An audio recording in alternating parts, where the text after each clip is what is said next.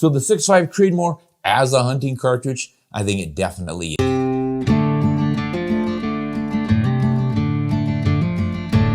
Well, the 6.5 Creedmoor cartridge has been around since 2008, and we are still arguing over whether it is an adequate big game hunting cartridge.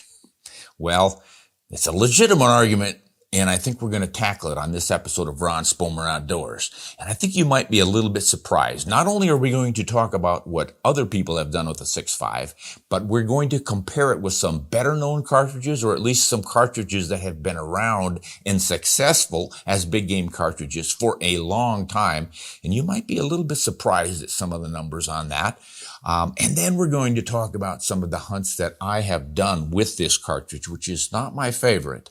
But I've got to give it its due, because I don't think I have ever failed to take an animal when I engaged it with a 6.5 Creedmoor. Okay, the 6.5 Creedmoor, as I said, came around in 2008 as a target round. And that's why so many people say, why are you using a target round for hunting? Shouldn't be done. Well, there's plenty of target rounds that are used for hunting and used successfully. So I don't think that is a valid argument. The thing you need to look at or consider with any cartridge is how effectively it delivers the bullet, because it's the bullet that's doing all of the work. And this is where I compare it with some other cartridges. The 6.5 Creedmoor does just about the same ballistics as a really old cartridge, the 6.5 by 55 Swede, which was cranked out for the first time in 1892. And that thing has been used to take reindeer and moose and all the deer in Europe and bears, just about everything. And when it throws the exact same diameter bullets as the Creedmoor. In fact, the Creedmoor, many have pointed out, is just sort of the 6.5 by 55 in a different outfit. You just put a different dress on the darn thing, because the powder reservoirs are about the same, not quite exactly the same, but there's different PSI pressure chambers for each one of them. So by the time it's all said and done, you're pushing the same weight bullets, almost the same velocity. So how would there be any difference in the hunting effectiveness of one than the other? And if we've all agreed that the 6.5 55 is a great hunting round, why not the 6.5 Creedmoor?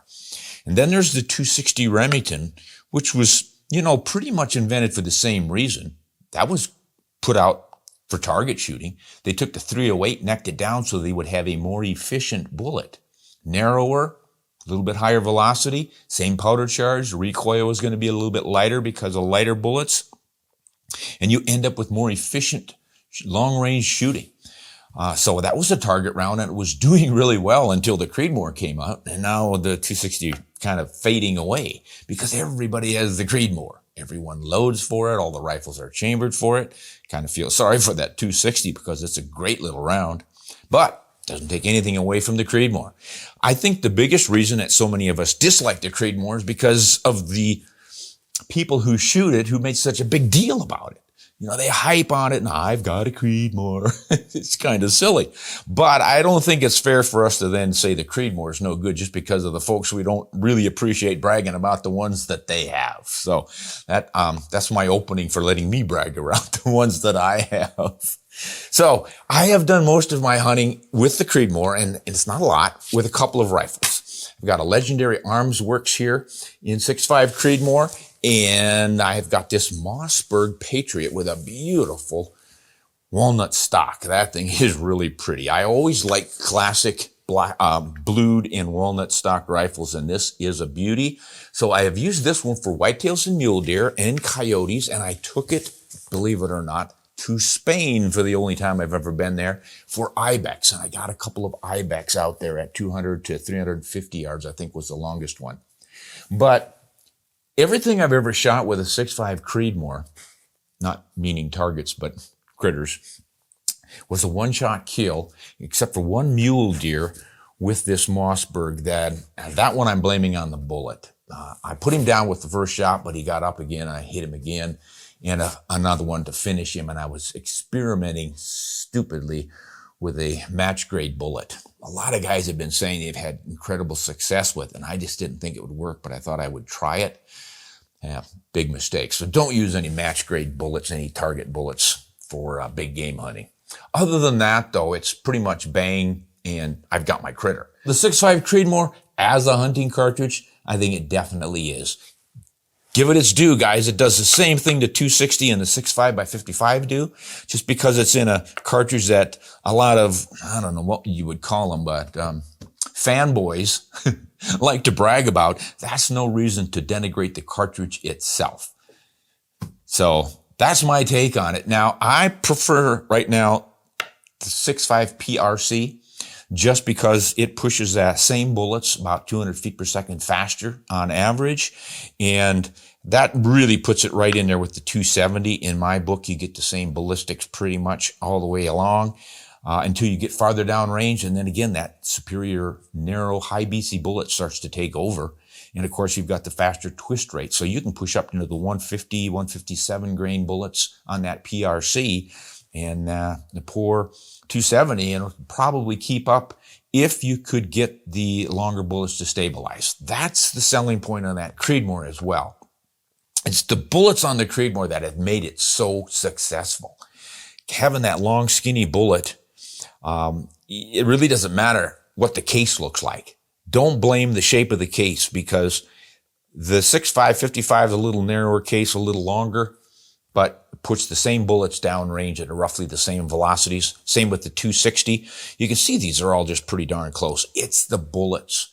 And the 260 suffers a little bit because that was put out before all these long, high BC bullets came into focus. We really didn't think that much about those high BC bullets. So as a result, most of your 260 rifles are chambered for a slower twist. 1 in 10, I think, maybe 1 in 9. The Creedmoor is twisted 1 in 8, maybe 1 in 8.5, 8.5 inches of barrel length for a complete revolution in your twist. And that's what stabilizes those long bullets, and that's what makes the Creedmoor so darn good.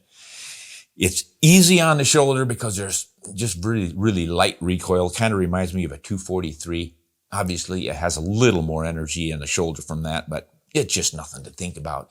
As a result, most people can shoot it without even thinking about it. No flinching. It's the precision shooting that makes this work so well. So, high BC bullet for long range, retaining your energy, minimal drifting in the wind, and then light recoil so you can aim accurately. I've always said a small bullet in the right place beats the heck out of a big bullet in the wrong place.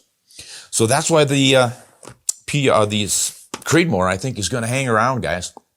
Everybody and his dog loads for it. You can find ammunition anywhere. All kinds of rifles are chambered for it.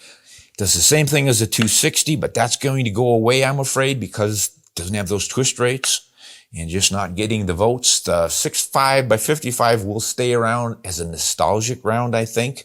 And the PRC will probably take over for a lot of big game hunting. But man, if you like to target shoot and do a lot of plinking and practicing, pretty hard to beat that Creedmoor.